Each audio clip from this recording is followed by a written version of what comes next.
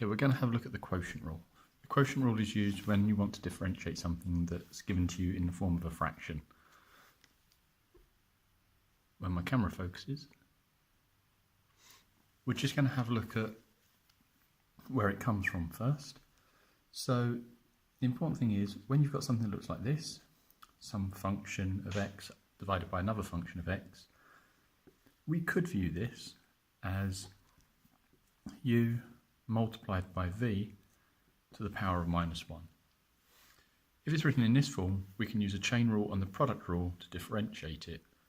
We're going to do that on this very general case and then get a general formula that's given to you in the formula book, so you don't need to remember it, but it's helpful to. And then we'll apply it to this specific example. So again, differentiating this using a product and chain rule.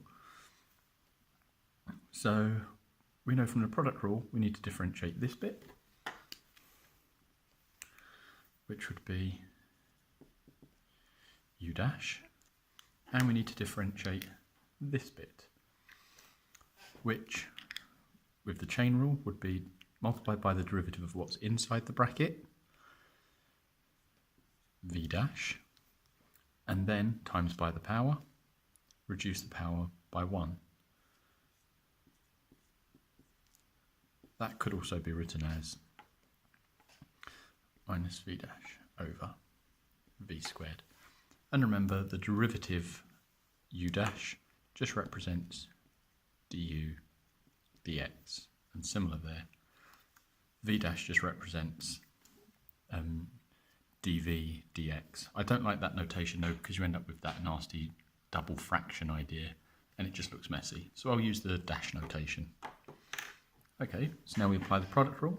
So it's v times by the derivative of u plus the derivative of v, this here, multiplied by u. So the derivative of our second function is minus v dash over v squared multiplied by u. Okay, this looks really messy and this is not the form that we're going to ultimately use. So we're going to rewrite this so that we put everything over v squared. This could have been rewritten as over v. So in order to give them a common denominator, we just need to multiply this fraction, top and bottom, by v.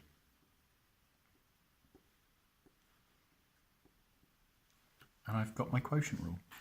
So it's v du, just like the start of the product rule, but then I minus the derivative of v times u.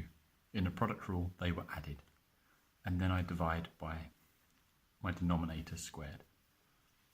So let's just see that for this specific example.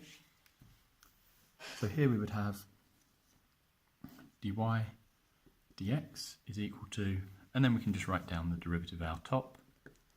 By convention we always call that u, and the derivative of our bottom, and then we can just plug it into our formula. So we're going to get 3x squared ln x minus, remember it's a minus in the quotient rule, minus x cubed over x, 1 over x being the derivative of v, all over ln x squared. Careful not to confuse ln x squared with ln of x squared. They are not equal. That one we can bring the power to the front. This is a function that cannot be simplified, sometimes written as ln squared x, similar to when we see sine squared or cos squared. Okay, so we'll just tidy this up a little bit, just because that term's not very nice. 3x squared ln x minus x squared all over ln of x all squared. Let's pull out a factor of x squared. Simplifying as much as you can help in later parts of questions. If it just asks you to differentiate it, that's fine. If you need to do parts B, C, D of the question, maybe this step might help.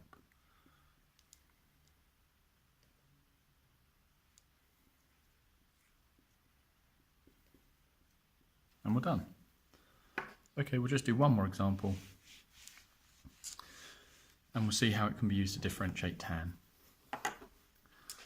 So tan x, we know can be written as sin x over cos x.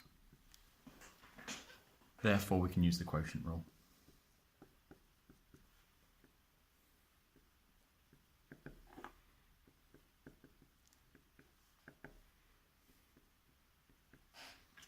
So that's going to give us cos x times cos x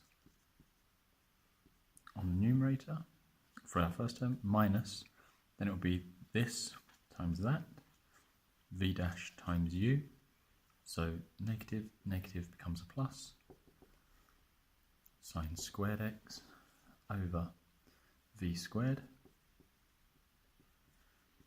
and notice that we have the identity, that simplifies to 1. And we know we don't need to write cos as a denominator anymore. We can refer to that as sec squared x. So you see you can derive some new differentiations using either product rule, chain rule, or quotient rule.